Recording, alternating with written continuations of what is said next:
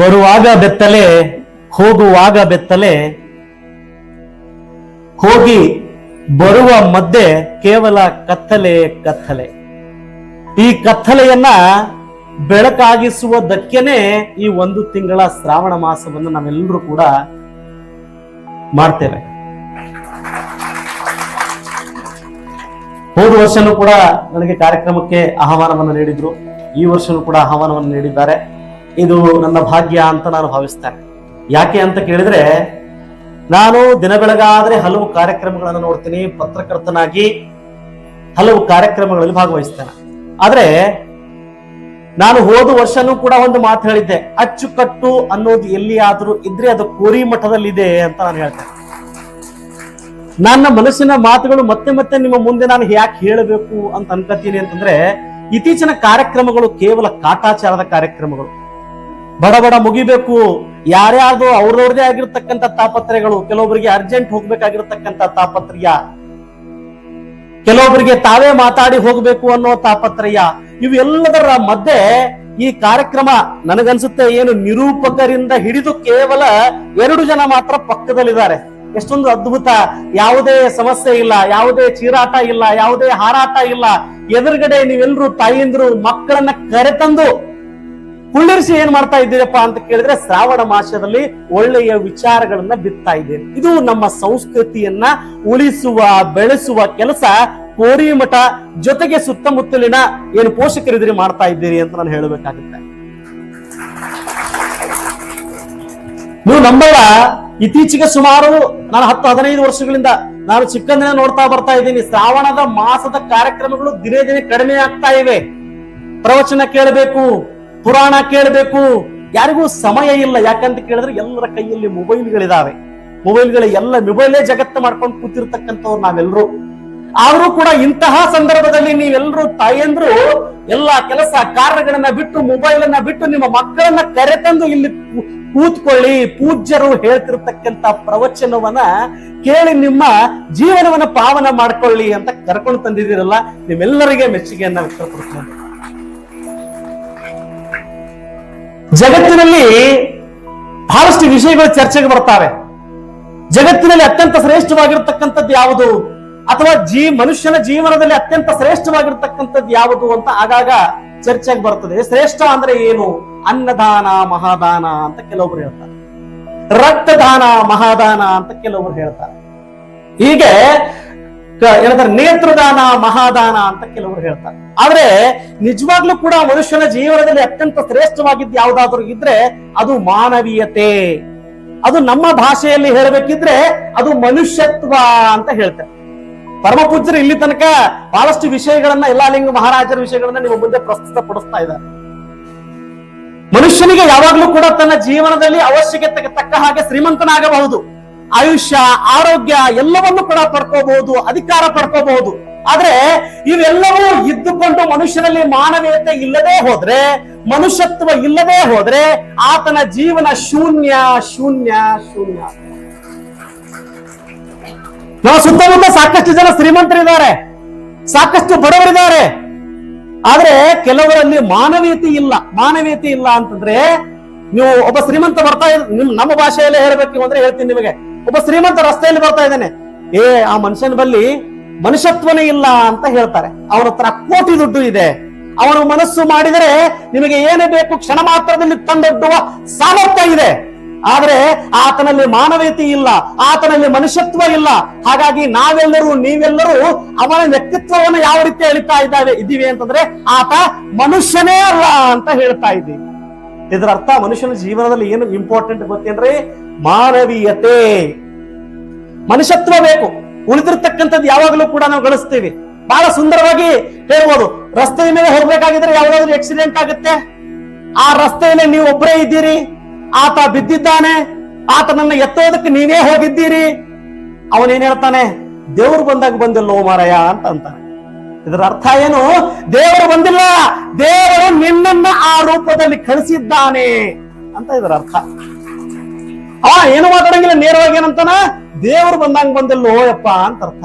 ನಿನ್ನ ಹತ್ರ ಎಷ್ಟು ಕೋಟಿ ಅದಪ್ಪ ಅನ್ನಂಗೆ ಎಬ್ಸೋಗತ್ತಿದೆ ಅಂತ ಕೇಳ್ದೇನ್ರಿ? ಇಲ್ಲ. ನೀ ಏನು MLA ಇದೆಯಾ, MP ಇದ್ದೀ, ಪೊಲೀಸ್ ಇದ್ದೀಯ ಅಂತ ಕೇಳ್ದೇನ್ರಿ? ಇಲ್ಲ, ಆತ ಯಾರಂತೂ ಗೊತ್ತಿಲ್ಲ, ಜಾತಿ ಗೊತ್ತಿಲ್ಲ, ಧರ್ಮ ಗೊತ್ತಿಲ್ಲ, ಏನು ಗೊತ್ತಿಲ್ಲದೆ ಇದ್ದರೂ ಕೂಡ ಆತ ಮುಸಲ್ಮಾನನೋ, ಆತ ಜೈನನೋ, ಯಾರು ಅಂತ ಗೊತ್ತಿಲ್ಲ, ಆತ ಮನುಷ್ಯ, ಅವರ ಮಾನವೀಯತೆ ಇದೆ. ಬಿದ್ದ ವ್ಯಕ್ತಿಯನ್ನ ಎತ್ತುವ ಮನಸ್ಸಿದೆ. ಇದೇ ಮಾನವೀಯತೆ, ಇದೇ ಮನುಷ್ಯತ್ವ. ಅದಕ್ಕೆ ದೇವರು ಜನ್ಮ ನೀಡಿದ್ದಾನೆ, ಅವಕಾಶವನ್ನ ಕಲ್ಪಿಸಿದ್ದಾನೆ. ಆ ಅವಕಾಶವನ್ನ ಸ್ವಾರ್ಥಕ್ಕಾಗಿ ಬಳಸದೆ ಸಮಾಜದಲ್ಲಿರ್ತಕ್ಕಂಥವರಿಗೆ ನಮ್ಮ ಜೀವನವನ್ನ ಅರ್ಪಣೆ ಮಾಡಿ ಅದನ್ನ ಯಶಸ್ವಿ ಮಾಡಬೇಕು. ಅದು ಜನ್ಮ ಸಾರ್ಥಕ ಜನ್ಮ. ಇನ್ನು ಜ್ಞಾನ ಎಂತದ್ದು ಅಂತಂದ್ರೆ, ಜಗತ್ತಿನಲ್ಲಿ ಅಥವಾ ನಮ್ಮ ಸುತ್ತಮುತ್ತಲು ಎಂತವಿದ್ದಾರೆಪ್ಪ ಅಂದ್ರೆ, ನಾನೇ ಪಂಡಿತ, ನನ್ನಿಂದ ಸಾಕಷ್ಟು ಜನ ಜ್ಞಾನವನ್ನ ಪಡ್ಕೊಳ್ತಾರೆ, ನನ್ನಲ್ಲಿ ಎಲ್ಲರೂ ಬರ್ತಾರೆ ಅನ್ನುವ ಭ್ರಮೆಯಲ್ಲಿ ಬದುಕ್ತಾ ಇದ್ದಾನೆ. ನಿಜವಾಗ್ಲೂ ಕೂಡ ಜ್ಞಾನ ಎಂತದ್ದು ಗೊತ್ತಾ? ನನ್ನ ಬಳಿ ಇರ್ತಕ್ಕಂಥ ಜ್ಞಾನವನ್ನ ಮತ್ತೊಬ್ಬರ ಜೀವನವನ್ನ ಬೆಳಗಿದಾಗ ಆತ ಜ್ಞಾನಿಯಾಗುತ್ತಾನೆ. ಜ್ಞಾನಿ ಅಂದ್ರೆ ಎಂತ ಜ್ಞಾನಿ ಮನುಷ್ಯ ರೀ? ಅವನ ಬಳಿ ಹೋದ್ರ 100% ಸಮಸ್ಯೆಗೆ ಪರಿಹಾರ ಸಿಗ್ತೈತ್ರಿ. ಒಬ್ಬೊಬ್ರು ಪಂಡಿತರು ಹೆಂಗಿರ್ತಾರಪ್ಪ ಅಂತ ಕೇಳಿದ್ರೆ ಜಗಳ ಹಚ್ತಾರ್ರಿ. ಕೆಲವೊಬ್ರು ಎಂತಿಂತ ಮನುಷ್ಯರು ಇರ್ತಾರಪ್ಪ ಅಂದ್ರೆ ಜ್ಞಾನ ಮಕ್ಕಳು ಐತಿ, ಮೂರ್ಖತನ ತುಂಬೈತ್ರಿ. ಹಂಗಾಗಿ ಏನಾಗ್ತೈತಪ್ಪ ಅಂತ ಕೇಳಿದ್ರೆ, ಜ್ಞಾನ ಯಾವಾಗ ಪರಿಪೂರ್ಣ ಆಗ್ತದೆಯಪ್ಪ ಅಂತ ಕೇಳಿದ್ರೆ, ನಿನ್ನ ಜ್ಞಾನ ಮತ್ತೊಬ್ಬರ ಜೀವನದಲ್ಲಿ ಅದು ಬೆಳಗಿದಾಗ ಮಾತ್ರ ಜ್ಞಾನಕ್ಕೆ ಅರ್ಥ ಸಿಗುತ್ತೆ, ಆತ ಜ್ಞಾನಿ ಆಗ್ತಾನೆ. ಇದರ ಜೊತೆಗೆ ಮಾನವೀಯತೆ ಇರಬೇಕು ಅಂತ ಯಾಕೆ ಹೇಳ್ತೀನಿ ನಿಮಗೆ ಅಂತ ಕೇಳಿದ್ರೆ, ಮಾನವೀಯತೆ ಹೆಣ್ಣು ಮಕ್ಕಳಿಗೆ ಹೇಗೆ ಆಭರಣ ಭೂಷಣವೋ ಹಾಗೆ ಮನುಷ್ಯನಿಗೆ ಮಾನವೀಯತೆ ಭೂಷಣ. ಇದರ ಅರ್ಥ ಏನು? ನಾವೆಲ್ಲರೂ ಹೆಣ್ಣು ಮಕ್ಕಳು ನಮ್ಮ ತಾಯಿ ಅಥವಾ ಅಕ್ಕ ತಂಗಿಯರಲ್ಲಿ ಯಾವ ರೀತಿಯಾಗಿರ್ತಕ್ಕಂಥದ್ದು ಇರ್ತೈತಿ ಅಂತ ಕೇಳಿದ್ರೆ, ಅವ್ರ ಕೊರಳಲ್ಲಿ ಹಾಕೊಂಡಿರ್ತಕ್ಕಂಥ ಆಭರಣ ಮನುಷ್ಯನ ಜೀವನದಲ್ಲಿಯೂ ಕೂಡ ಹೇಗಿರಬೇಕು ಅಂತಂದ್ರೆ ಒಳ್ಳೆಯ ಮಾನವೀಯ ಗುಣಗಳಿರಬೇಕು. ಅದಕ್ಕೆ ನಾವು 1 ತಿಂಗಳ ಪರ್ಯಂತರ ನಿರಂತರವಾಗಿ ಶಿವನನ್ನ ಪೂಜೆಯನ್ನ ಮಾಡ್ತೇವೆ, ಪರಮಾತ್ಮನನ್ನೇ ನೆನೀತೇವೆ, ಒಳ್ಳೆಯ ಬಟ್ಟೆಗಳು ಹಾಕೋತೇವೆ. 1 ತಿಂಗಳು ಹೇಗೆ ಅಂತ ಕೇಳಿದ್ರೆ, 11 ತಿಂಗಳು ಹೋದರೂ ಸಹ 1 ತಿಂಗಳು ನಾನು ಪವಿತ್ರ ಅಂತ ತೋರಿಸೋದಕ್ಕೆ ಪ್ರಯತ್ನವನ್ನ ಮಾಡ್ತೇವೆ. ನಿಜವಾಗ್ಲೂ ಕೂಡ ಶ್ರಾವಣ ಅಂದ್ರೆ ಏನು ಅಂತಂದ್ರೆ, ಶ್ರಾವಣ ಅಂತಂದ್ರೆ ಪೂಜೆ ಮಾಡೋದು ಅಥವಾ ಆಡಂಬರದಿಂದ ಪರಮಾತ್ಮನನ್ನ ನೆನೆಸೋದಲ್ಲ. ಶ್ರಾವಣ ಅಂದ್ರೆ ಕೇಳೋದು, ಪರಮ ಪೂಜ್ಯರ ವ್ಯಾಖ್ಯೆಗಳಿಂದ ಪ್ರವಚನವನ್ನ ಕೇಳೋದು, ಪುರಾಣವನ್ನ ಕೇಳೋದು, ಸಜ್ಜನರೊಂದಿಗೆ ಕುಳಿತುಕೊಂಡು ಒಳ್ಳೆಯ ವಿಚಾರಗಳನ್ನ ವಿನಿಮಯ ಮಾಡಿಕೊಳ್ಳೋದಕ್ಕೆ ಶ್ರಾವಣ ಅಂತಾರೆ. ಇದರ ಅರ್ಥ 1 ತಿಂಗಳು ನೀವು ಗಾಡಿ ಸರ್ವಿಸಿಗೆ ಬಿಟ್ರಿ ಅನ್ನಂಗ. 1 ತಿಂಗಳು ಸರ್ವಿಸಿಗೆ ಬಿಟ್ರಿ, 11 ತಿಂಗಳು ನಡಿಬೇಕಲ್ರಿ ಗಾಡಿ. ಈಗ ಅದು ಥೋಡೆ ಕಮ್ಮಾಗಿ 11ನೇ ತಿಂಗಳ ತನಕ ಬರ್ತದ್ರಿ. ಅವಾಗ ಏನ್ ಮಾಡ್ತದ್ರಿ, ತಲೆ ಖರಾಬ್ ಆಗ್ತದ್ರಿ. ಅವಾಗ 12ನೇ ತಿಂಗಳಿಗೆ ಮತ್ತೇನಪ್ಪಾ ಅಂತ ಕೇಳಿದ್ರೆ, ಇಂತ ಪೂಜ್ಯರ ಏನ್ ಕೇಳ್ಬೇಕಪ್ಪ ಅಂದ್ರೆ ಪುರಾಣ ಪ್ರವಚನ ಕೇಳಿದಾಗ, ಇಲ್ಲ ನಾ ಮನುಷ್ಯ ಅದೀನಿ, ಮನುಷ್ಯತ್ವ ಬಿಟ್ಟು ಹೋಗಬಾರದು ಅನ್ನೋ ಕಾರಣಕ್ಕಾಗಿ ಮತ್ತೆ ನಾವು ಏನಪ್ಪಾ ಅಂತ ಕೇಳಿದ್ರೆ ಒಳ್ಳೆ ಜೀವನವನ್ನು ರೂಪಿಸ್ಕೊಳ್ಳೋದಕ್ಕೆ 1 ತಿಂಗಳು ಸಾಧ್ಯ ಆಗುತ್ತೆ. ಕೊನೆಯ ಮಾತನ್ನ ಹೇಳಿ ನನ್ನ ಮಾತಿಗೆ ವಿರಾಮವನ್ನು ನೀಡ್ತೇನೆ. ದೇವರನ್ನ ಹುಡುಕೋದಕ್ಕೆ ತುಂಬಾ ದೂರ ಹೋಗ್ಬೇಡಿ ಅಂತ ಹೇಳ್ತಾರೆ. ದೇವರನ್ನ ಹುಡುಕೋದಕ್ಕೆ ತುಂಬಾ ಹೋಗ್ಬೇಡಿ. ಹಸಿದವನಿಗೆ ಅನ್ನ ನೀಡುವ ಕೈಯಲ್ಲಿ ದೇವರಿದ್ದಾನೆ.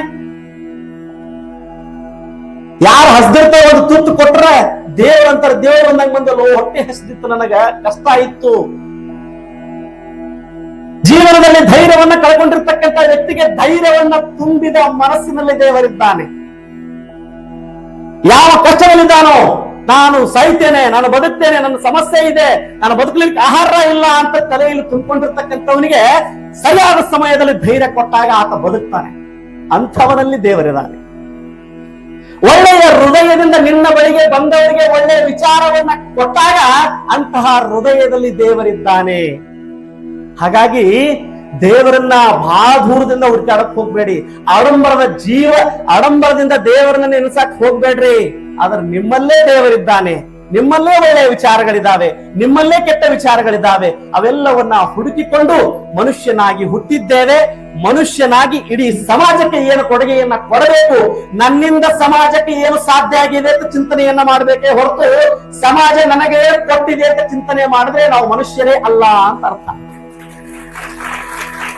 ಹಾಗಾಗಿ ಮತ್ತೊಮ್ಮೆ ಕೊನೆಯದಾಗಿ ನನಗೆ ಮಾತಾಡ್ಲಿಕ್ಕೆ ಅವಕಾಶ ಕೊಟ್ಟು ಕಾರ್ಯಕ್ರಮಕ್ಕೆ ನನ್ನ ಆಹ್ವಾನಿಸಿದ್ದಕ್ಕಾಗಿ ನಿಮ್ಮೆಲ್ರಿಗೂ ಹೃದಯಪೂರ್ವಕ ಧನ್ಯವಾದಗಳತೆ. ಜೊತೆಗೆ ನಮ್ಮ ರವಿ ಅಣ್ಣವರಾಗಿರ್ಬೋದು ಅಥವಾ ನಮ್ಮ ಇವರು ಏನಂತಾರೆ ರಜನಿಕಾಂತ್ ಮೇಳ್ಕುಂದಿಯವರಾಗಿರ್ಬೋದು ಅಥವಾ ನಿಮ್ಮ ತಂಡದಲ್ಲಿರ್ತಕ್ಕಂಥ ಪ್ರತಿಯೊಬ್ಬರ ಕೆಲಸ ಇದು. ನಾನು ಯಾಕೆ ಮತ್ತೆ ಮತ್ತೆ ಹೋಗ್ತಾ ಇದ್ದೀನಿ ಅಂತಂದ್ರೆ, ಇಂತಹ ನಗರೀಕರಣ ಸಂದರ್ಭದಲ್ಲಿ ನಗರದಲ್ಲಿ ಇವ್ರು ಯಾರು ಕೂಡ ಒಬ್ಬರು ಅಡಿಗಾಡಿಲ್ರಿ. ಇಲ್ಲಿ ತನಕ ಕೂತ್ಕೊಂಡು ಒಬ್ಬರು ಬಿ ಅಡಿಗಾಡಿಲ್ಲ, ಮೇಲ್ ಕೂತೋ ಅಡಿಗಾಡಿಲ್ಲ, ತೆಳೆ ಕೂತೋ ಅಡಿಗಾಡಿಲ್ಲ. ಆ ಕಾರ್ಯಕ್ರಮದ ಅಚ್ಚುಕಟ್ಟಿನಲ್ಲಿ ಯಾವುದೇ ರೀತಿ ವ್ಯತ್ಯಾಸ ಆಗಿಲ್ಲ. ಇದಕ್ಕಿಂತ ಶ್ರೇಷ್ಠವಾಗಿರ್ತಕ್ಕಂಥದ್ದು ಈ ಸಂದರ್ಭದಲ್ಲಿ ಯಾವುದೂ ಇಲ್ಲ ಅನ್ನೋದು ನನ್ನ ಭಾವನೆ.